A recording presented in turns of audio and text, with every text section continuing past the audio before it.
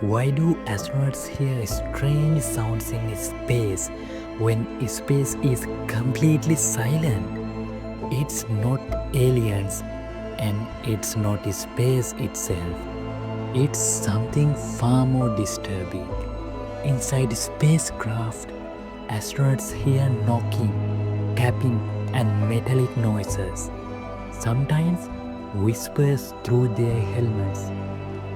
These sounds come from temperature change, metal expanding and contracting, and vibrations inside the ship. But there's another reason.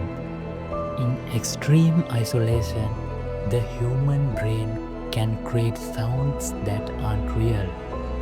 Space isn't speaking to astronauts, their own minds are.